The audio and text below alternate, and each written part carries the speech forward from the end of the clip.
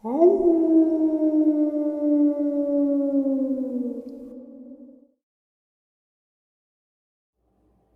and salutations, everyone. I hope everyone is doing well today.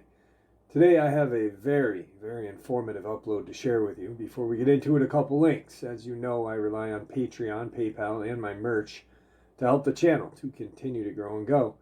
The links to Patreon and PayPal are in the description below. My merch is displayed directly under the video. Also, Dogman, Frightening Encounters, Volume 1, 2, and 3, the audiobook version. They were written and researched by Tom Lyons, narrated and produced by me, Jeffrey Nadolny. Those audiobooks are available on Audible, Amazon, and iTunes, the links to which are also in the description as well. And finally, last but definitely not least, if you'd really like to help support this channel to continue to grow and go, simply subscribe, click the like button, and please leave a comment. It really does help. And it matters. And now, everyone, I have taken far too much of your time. Let's get on with today's upload. Shall we? Today I have an interview with someone who has brought a lot of truth and information to the masses. She has spoken out against the atrocities that the military-industrial complex has done, and she has brought to light a lot of the information on Dulce and D.U.M.D.S and a lot of what her great-grandfather, President Eisenhower, had taken part in. Today's interview is with Laura Eisenhower. Let's get into it. All right, so today I have an extra special guest. I have Laura Eisenhower. For you guys who don't know, her great-granddad was President Eisenhower. Laura, how are you today? I'm doing great. Thanks for having me, Jeff. Thank you for agreeing to come on. I know you're very busy with life and everything in general. I have been talking a lot about Dulce and a lot about the government and, like the genetic kind of stuff that went down, and just how the military industrial complex, big pharma and big bank are controlling all of our media. And I've been reading a little bit about you, and I know that you've got a lot of information to share. So I'm going to kind of turn the mic over to you and let you kind of lead the conversation, if you would. Wow. Okay. Do you want me to talk about military-industrial complex stuff in relation to Dulce, New Mexico? Yeah, I've got quite a lot of information, and a lot of new information, actually. Okay. That has come through. I know for a while, or at least some of my colleagues and myself, the Dulce information we had was pretty limited. Most of the Dulce information we had was coming through whistleblowers like Phil Schneider and events that took place during the Dulce Wars, right? Yep. Can you remind me what year that was? It was in the... I think it was 72. The Dulce Wars. Yeah. Right. With, yeah, so what I come to discover, which is wild, being in this community and meeting a lot of different researchers and experiencers and whistleblowers, there have been levels of top secret information that have not been disclosed. And in the last 2 years, I found out more information than I had found out in, the 10 or 12 years that I was really, pursuing, this kind of information in regards to military-industrial complex, deep ground under military bases, and ET government treaties, right? Yeah. So it was a huge epiphany 2 years ago when I came across somebody named Dan Cooper. I know everybody knows, or a lot of people are familiar with William Cooper. This is no association. This is a completely different person. So I don't want people to get confused because William Cooper is a big whistleblower. Definitely a hero. Yeah. Right, totally.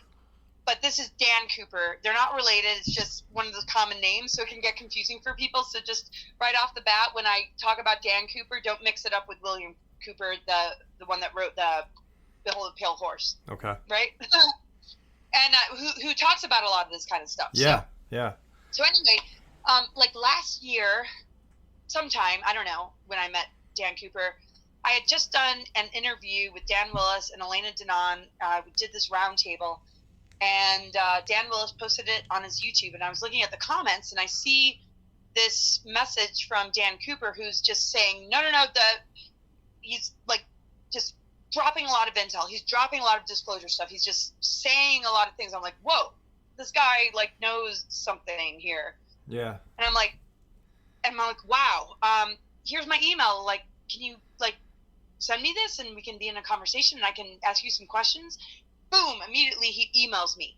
For the next couple months after that, him and I had a back and forth through text messages, through emails, and he unloaded the most unbelievable information. The reason I feel this person is so legit is because he doesn't put himself out in the public eye. He's not he didn't like come and like seek me out. Right. I kind of found him, and it just was sort of like perfect. It like no red flags, even though there's some red flags as far as the red flags that he acknowledges that I should have about him as far as the information goes. Okay, some things, I can't say 100% are truth, but there are some things that absolutely, are you can't discredit. But, just like myself, take it with a grain of salt, take what resonates and leave the rest. We all have to have discernment. We're all doing the best we can. But, to have that level of kind of integrity and conversation to like, just like do, because, it's kind of like who's who, like who's a double agent and, disinformation, because there's so many multi-layers in all of this, because compartmentalism and different projects and programs and just, yeah, so it gets really confusing. You have no idea who anyone is. Like this guy could have been just, someone trying to ploy you out or whatever, you know what I mean? Or ploy anyone out just to get information. Right. So we always, have to be careful. So, with some of my questions and some of his answers, he's like, just be just as discerning as you need to be with what I, give you.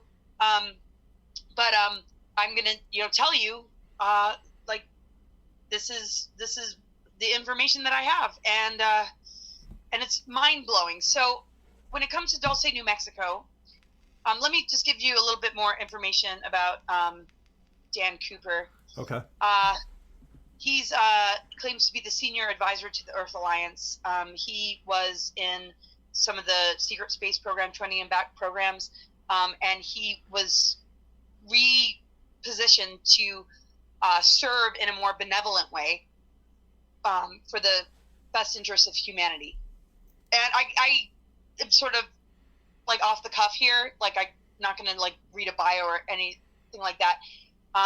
So for the audience that's listening, I'm writing a book and I have a lot more material that will make more sense than I can express in an interview.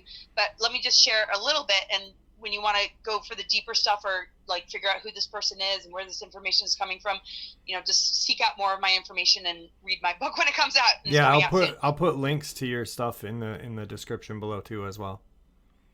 Okay, cool. So, there was supposedly a unconditional surrender agreement that took place in 1952. So this is a direct quote. Ike had no choice but to openly comply with the official instrument of surrender, the unconditional surrender of the United States to the Nazis, signed by all of Congress and most of the prominent businessmen of the period on July 19, 1952, when Truman was President of the United States. Eisenhower opposed this, the instrument of surrender of 52. He opposed it secretly by establishing various military and civilian covert units for that purpose. One of them was called Ike's Force, also known as the United States Marine Corps Special Section, or USMC Special Section, which survives today. In fact, that U.S. military unit is the most successful military unit opposing the interplanetary corporate conglomerate Nazi Draconian Empire alliance, the ICC Nazi Draco alliance today, by far. He ordered the first attack on the Greys, the Zeta Reticuli, deep underground military base at Dulce, New Mexico. So basically, Eisenhower ordered an attack on the Greys and the Dracos in Dulce, New Mexico. And this isn't the Dulce wars that happened in the 70s. This is a Dulce war that nobody talks about. This is this level of top secret that I just got in contact with like 2 years ago. Okay. Or a year ago with meeting this guy. Okay. So he ordered the first attack on the Greys, the Zeta Reticuli, in the deep underground military base at Dulce, New Mexico, knowing that he would lose that battle just to learn more about his enemy and to test his best against them. They, parentheses, the U.S. Army Rangers, also the Green Berets, lost 30-1 back then. This battle at that deep underground military base of the Greys occurred more than a decade before the one reportedly to have occurred in 1969. Okay, which is the one you and I are talking about. So Yeah. I guess it was 1969. And a much larger engagement. Several thousand U.S. Special Forces troops engaged against the Greys forces then, and nearly half of them lost their lives in that action. Ike also established the White Hats, the first of which were Texan U.S. generals and admirals. That's where the name White Hats came from. Ike's White Hats are the ones that brought Ronald Reagan into the fold right after the ICC Nazi Draco alliance had him shot for attempting to disclose the secret space program fully. I mean, it's like it goes on and on and on. And then it brings in the Spear Alliance and Balfour and all this kind of stuff. So really quick, I don't mean to cut you off, but I got a question. Now, Reagan was, from what I remember, responsible for like Star Wars, and during his administration, they said it closed down. Do you think was he shot because of that whole Star Wars project, and was Star Wars that project used to protect the Earth from the Greys and the Draconians? Yeah, I mean, I think, that's all connected, and that's really when the establishment of the Earth Alliance and when the Spear Beings came in, and when the secret space programs really, the Earth Alliance is pretty much like the enemy of like the rest of the levels, because it's really on a ground level trying to support humanity and help humanity. Okay. And that connects with the Spear Beings, connects with Balfour, and so all this other kind of stuff like the Draco Alliance, they have a lot of imposters that will present themselves as looking or appearing to be benevolent, but they aren't. So this kind of galactic war and what we're seeing on a ground level with military and like White Hats, it's like we're dealing with like, Eisenhower, like knowing this, tried to set some things in place. So this cover up and all the disinformation saying that Eisenhower sold us out to the Greys with the Greada Treaty, those are all lies. That's not true. In actual fact, MJ-12 signed those treaties behind Eisenhower's back. And he set all these things in motion in order to safeguard us in these times that we're in. But that's what we're dealing with right now. Rewritten history and blaming the wrong people. Yeah. And that's the kind of battle that I'm in, because people are so confused. Like, oh, your great-grandfather sold us out to the Greys. And it's like, no, in actual fact, in 1952, he tried to take down the bases. Yeah. And also, he tried to invade Area 51. Yeah. And he lost control. And so the greater benevolent beings came through to help him set up things that are things like the Earth Alliance, the White Hats, the Ike's Force, and positive military that are going to help us in these times. I know it's like crazy, guys, and it sounds really confusing. The problem is there's a lot of disinformation. So even a lot of the credible whistleblowers didn't have access to this top secret information. Right. So they would expose things like, oh, yeah, Eisenhower signed the treaties, because that's what they were told, because they didn't have the ability to access those upper levels, right? So even the whistleblowers thought Eisenhower signed the treaties. And they didn't know. They were well-intentioned. But in actual fact, Eisenhower did not sign the treaties, and he set up things to counteract the fact that it was done behind his back, and there's a deeper thing going on. And Dulce, there was a war there way before the one in 1969 which Phil Schneider talked about. Yep. And both William Cooper and Phil Schneider were murdered. And Tom Castiello along with them. Yeah, yeah. And it's crazy. Now, your great granddad definitely, because what I've been sharing on the channel and what I've come across is he never sold us out. From what I got gathered, it more or less was Truman that really kind of pulled the strings behind everything during that time. Yeah, well, it was in 1952 that the unconditional surrender took place. Yeah. And who knows, what position, Truman was in. This was, the end of the Second World War, Project Paperclip, and, the things that were going on with the Nazis, and not Preston Nichols, but, oh gosh, there's one major researcher that really, really pulls that history together about the Khazarian Mafia and the Nazis during that time. So in Truman's administration, after the Second World War, and then all of a sudden Eisenhower starting to become president, the setup of like MJ-12 and the three-letter organizations in 1947, Paperclip, Mockingbird, and all that kind of stuff. This Eisenhower wanted to defeat the Nazis and help liberate us. He got caught up in some, crazy stuff. And so in order to hide their nefarious ways, they created disinformation kind of campaign to create a disclosure that would make it look like Eisenhower signed the deals with the grace. And so we have to understand that there's false disclosure. So the real disclosure is that there was an unconditional surrender agreement in 1952, and that the Greada Treaty was not something that Eisenhower was consenting to. It was done behind his back by MJ-12, and we are now dealing with, in the here and now, this next level of dark negative alien agenda that has nothing to do with anything Eisenhower consented to. And that's beside the point. It's like, what are we going to do as a humanity, right? Yeah. So Valcor and other, like the Sphere Beings and all these other benevolence and the Guardian groups, he set something up for them to play a part in our world right now to counteract this level of trickery and deception. But a lot of it isn't that they're just going to come in and save the day, because there's a lot of imposter beings that are part of that Draco Alliance. A lot of it has to do with our own self-development, our own soul growth, our own ability to recognize that the war is on consciousness, and it's on us through mind control, psyops, social engineering, and plandemic, and like all the crap we're seeing in the Project Mockingbird, just fake news and the psychological operations on humanity. That's the war we're in right now. Right. Yeah, absolutely.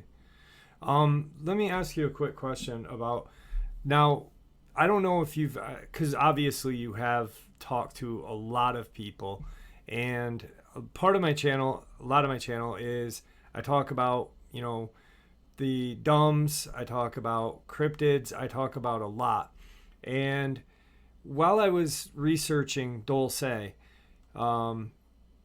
Nightmare Hall was one thing that kind of really piqued my interest, because of what I also talk about is like cryptids like Bigfoot, like the Dogman, this crawler thing that people are seeing nowadays, this kind of human-like pale creature with long arms. And I don't know if you've seen any videos of them or heard anything. What's the name you called it? Crawlers. Oh, right, okay. And they resemble a gray, and there's numerous kind of encounters with them. They resemble a gray, but without such a bulbous head, very long arms. And I know with like what was going on in Nightmare Hall with the genetic kind of manipulation and stuff like that, when the guys in 69 went down and tried to rescue the women that were being kidnapped and used as everything.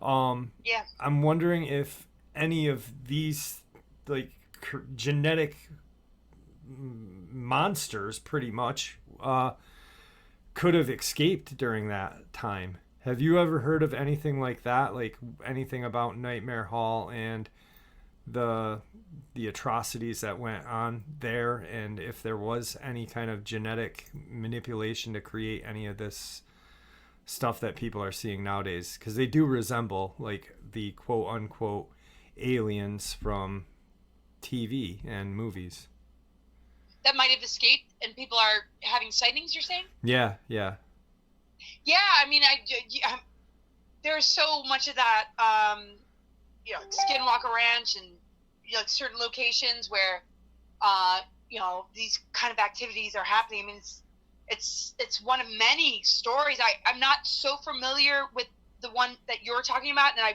would really like you to send me as much information on it as possible. Because Sure. I think I might, it'll flip my memory if you can send it along. But this is what we're kind of dealing with, underground bases, stargates, and portals, and opening up things to higher dimensional energies. And and if something can escape, and and like the whole Mothman thing, I mean, it's just we're dealing, we're in a multi-dimensional deal, and there's a lot of experimentations going on, lots of labs, lots of underground bases. They're under our hospitals, they're under our airports, they're everywhere. There's deep underground military bases everywhere, all over. Phil Schneider said there's probably 1,000, more than 1,000 all over the world. We know Pine Gap and all this stuff, but smaller versions, that connect into a tunnel system. And then, of course, when it comes to child trafficking, pedophilia stuff, the Getty Museum and how that connects to different celebrity houses. I mean, there's a whole world going on, right? And then you got your subterranean civilizations. You got things like Agartha and Talos, and higher advanced civilizations going on beneath our feet. So you got underground bases with a lot of nefarious activity, and you've got very advanced civilizations right under our feet. And also beyond in the star systems that are beyond this Earth, right? So it's very interesting what is so deep beneath this Earth and what is so beyond. But it's all a part of our DNA. It's all a part of our chakra system and the 15-dimensional time matrix, and the fact that we are 12-strand DNA and beyond, and we're functioning at a very low level. So when we interact or begin to understand that these other beings exist, there's a difference between the ones that have been genetically modified, engineered, or created in a lab versus the beings that are just a part of the landscape of our multidimensional self. So, and this is the thing with my labs, military operations where there's abductions and they're using technology to create a fake abduction scenario versus a legitimate extraterrestrial experience. So we got the military weapon sort of aspect to it, and the genetic sort of experimental, mad scientists, Mengele kind of and all the horrific MK Ultra kind of stuff. And then you got the more organic sort of multi-dimensional layers of, our galactic history and our genetic codes that connect to all these different star systems that connect us with these different beings that we're going to encounter. So people are going to see extraordinary things. And, we have to be able to discern between what is holographic, what is sort of military, what is a weaponized version versus a true legit experience that has something to do with your own soul evolution and you having the capacity to switch on your dormant DNA and become more of a galactic divine sovereign being, so that we can advance this human vessel and get the fuck out of this prison planet bullshit. Right. Yeah, and when you just said the holographic, I had done a video about that, I think about last week, where there was an abduction, but it wasn't an abduction. It was created through this kind of secret government, using holograms and making these people believe that they were being abducted by aliens with the bulbous head, and yet it was humans doing the thing to kind of manipulate and spread, disinformation. Right. They can just say, oh yeah, those are aliens, but no, there's military behind it.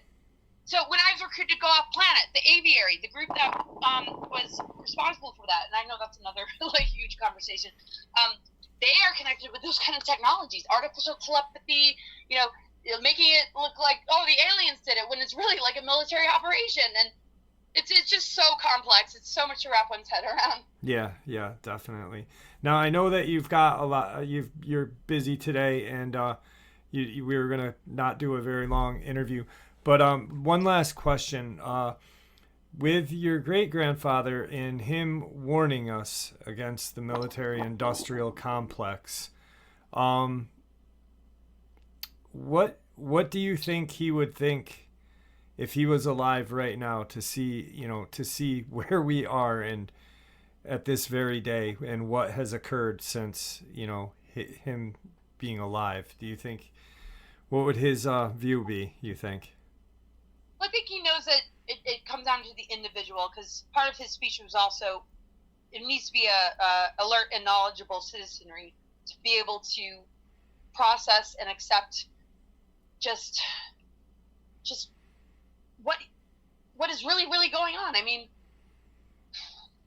this is not something we should be waiting on from the government as far as disclosure is concerned. Right. We have to take it upon ourselves to do the research, to dig deep, because there's so many layers to disclosure, and there's a lot of trickery and deception and a lot of compromised people in the political sphere, and government is just it got massively compromised, as we all know. So I think he's really just hoping on like each individual to build on a soul level, to process information, go down the rabbit holes, find discernment, do the spiritual work, the energy work, to face your own shadow, to find your own truth, so that you can operate from that frequency and see through the distortions and the lies, and find the truth, so that you can navigate your way out of this mess and be on a healthy timeline that is going to lead you to a beautiful future.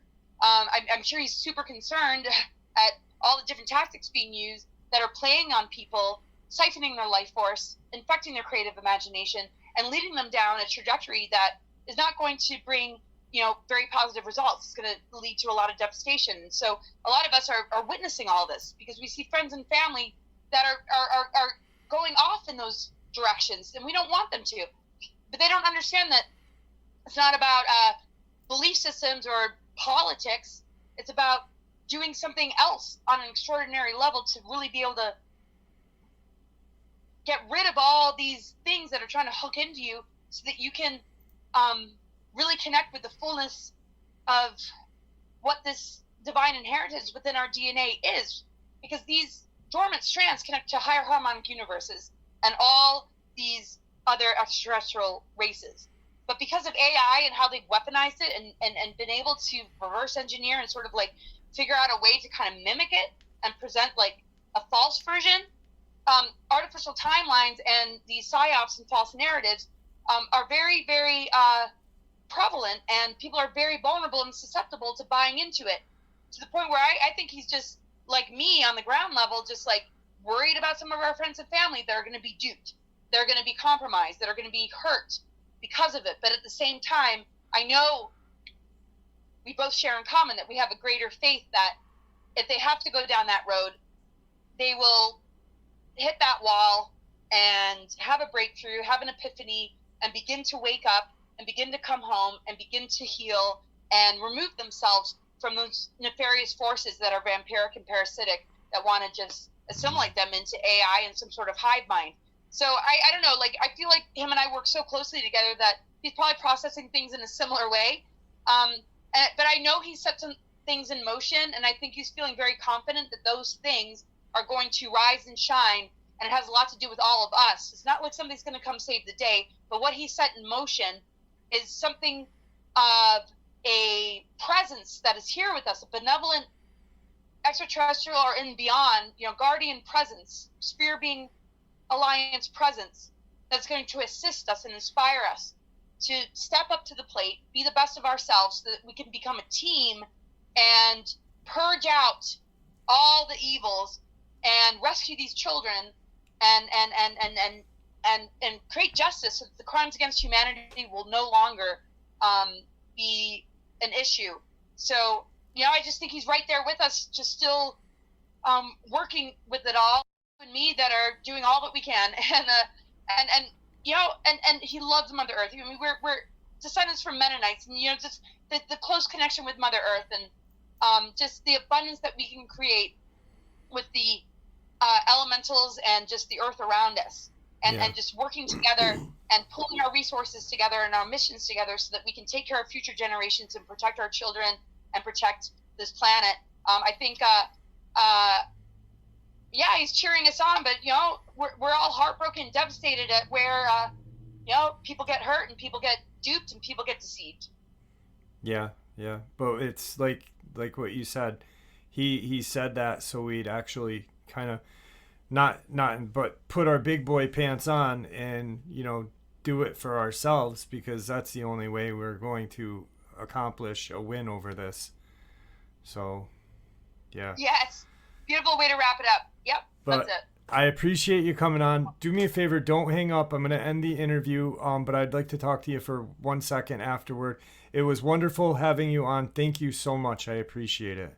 Oh, thanks. And sorry, everybody, if I talk too fast and I said, we got fires going on around and like all sorts of crazy things have happened in my life lately. So hopefully the message got delivered. But it's not easy to communicate right now, but I hope you guys got something out of it. And thank you so much for having me. Thank you. All right, guys. So, wow. I had, as you guys know, been looking into Dulce and all of the other stuff that has been going on and that I've been talking about. And I had been reading about Laura and, a lot of the work she's been doing. I reached out to her and just said, hey, this is who I am. This is the channel. Would you mind doing an interview with me? And to my surprise, she said, yeah. So I was really excited. We are going to continue to talk and connect here. She, surprisingly enough, went to school in the Adirondacks, and that's where I live. So hopefully we can meet up someday while she's up here and get some coffee and discuss a little more. Just a really, really super person. And I was kind of, I guess, starstruck a little bit because, she's really done a lot to bring a lot of information to the public. And I really appreciate her coming on. And I hope you guys enjoyed the interview as much as I enjoyed it, because it was definitely fascinating. I wish we had more time, but like she said, there's fires going on where she lives. This crazy, crazy weather that we're having nowadays is definitely got some sort of government backing behind it, I feel. And I think things are going to come to a head very soon. But with that, thank you. I appreciate you guys tuning in and listening. And may the Great Spirit watch over us all, and may He guide us down that path that we call life.